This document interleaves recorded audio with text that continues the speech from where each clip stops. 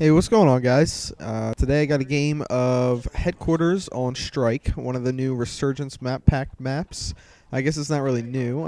It's from Call of Duty 4. But anyway, it may be new to a lot of you guys, so I might be talking about stuff that is a little redundant if you've played Call of Duty 4 a lot. So just bear with me because a lot of people are actually new to Strike, are new to Modern Warfare, are new to the Call of Duty series via Modern Warfare or even World at War. So like I said, just bear with me.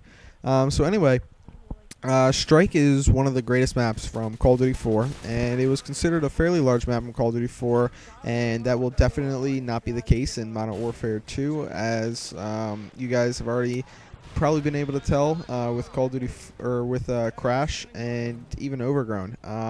And I think this map is, well, I know it is extremely balanced. There was actually a Major League Gaming map, and there was only, I believe, 5 or 6, if my memory serves me right. So, you know, it had to be pretty good.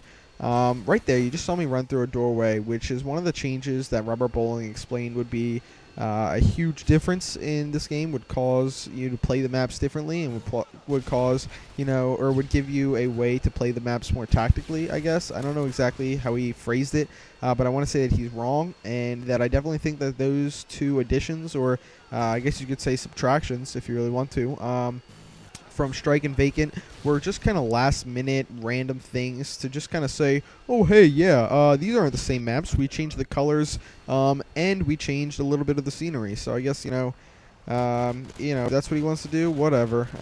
Yeah, I don't think it really affects the maps positively or negatively. I think it just, you know, changes them. So, you know, make your own decision, whatever, if you like it or don't like it. So anyway, there was one question I want to ask you guys to actually, you know, leave a comment, tell me what you think, because I myself am torn about this. But in my honest opinion, I don't see. Like I said, I'm torn on this. I'm not sure which way I want to sway with this. So you tell me what you like. Do you like the way the maps are now, Strike and Vacant, or do you like the way they were in Call of Duty 4? Now, obviously, they did, you know, beef up the graphics a little bit. They did beef up it to, like, you know, Modern Warfare 2 game engine standards.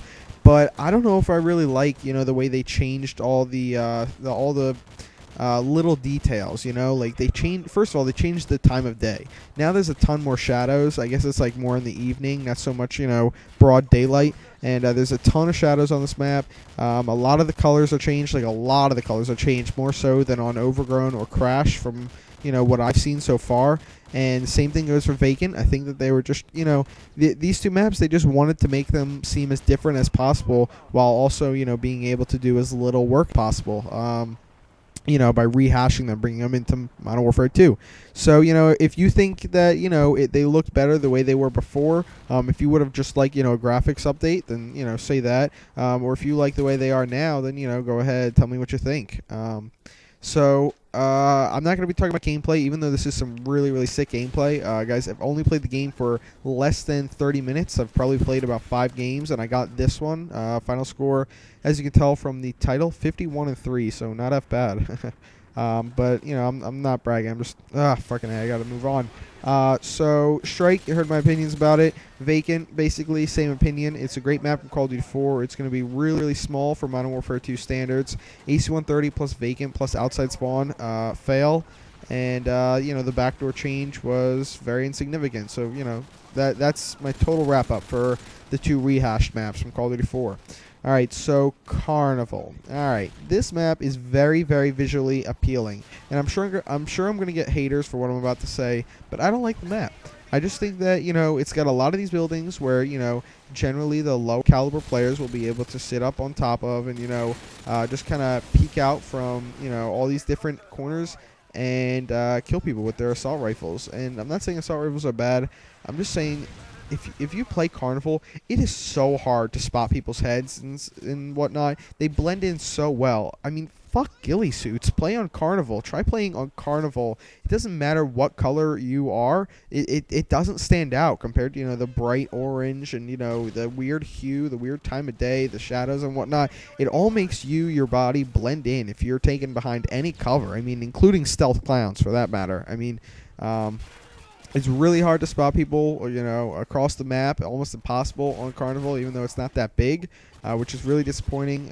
It makes it really really easy to camp on, and I don't know. So make your own decisions. Tell me what you think about the maps as a whole. I'm open. Like I said, only playing it for 30 minutes. My opinion could completely change. Fuel, I've barely played. I've only played the game for about 30, 45 minutes.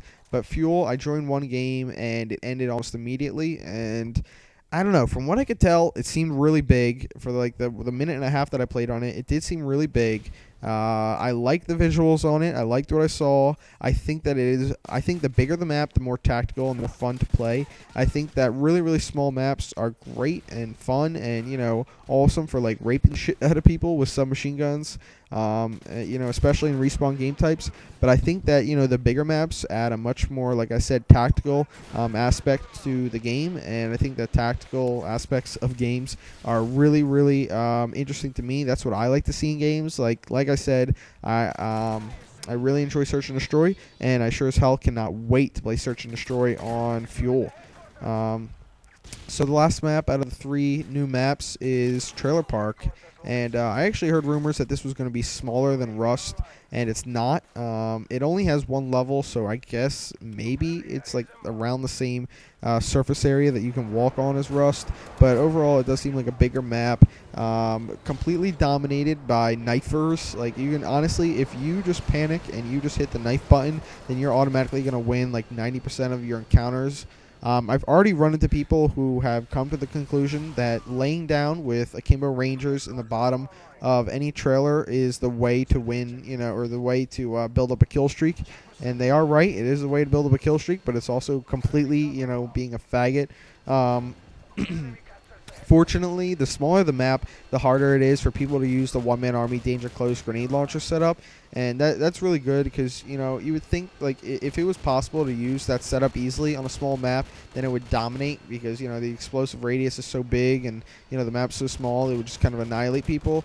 But luckily, because it's so close quarters and because it has almost no difference in the terrain, like how the altitude of the terrain, which makes it a lot harder to shoot grenade launchers at things, makes it fairly, I want to say balanced, but I don't know. I mean, it doesn't allow for people to use the grenade launcher setup, which is great, but I don't know about balance quite yet. But I don't know. It's a fun map to play overall. I guess the map pack as a whole, I'd give it the actual maps and the gameplay, I'd say 7 out of 10. I'd say if you include the price and how little work they actually probably had to put into the maps, the rehashes, and how unbalanced some of the maps are, I'd probably give it like a 5 out of 10. So probably average out to be like a 6 out of 10. Just my personal opinion, guys. If you love the map pack, that's great, fine and dandy. I think that if you enjoy this, more power to you, because if you're enjoying this more than me and we both pay the same amount of money, then you are obviously getting more out of this game than me. So I envy you, honestly. But I'm not trying to be negative. I think that the map pack is great. I'm glad I bought it. I'm definitely not going to say, I wish I never spent my Microsoft points, because that wouldn't be true. So see you guys later. Final score of 51 and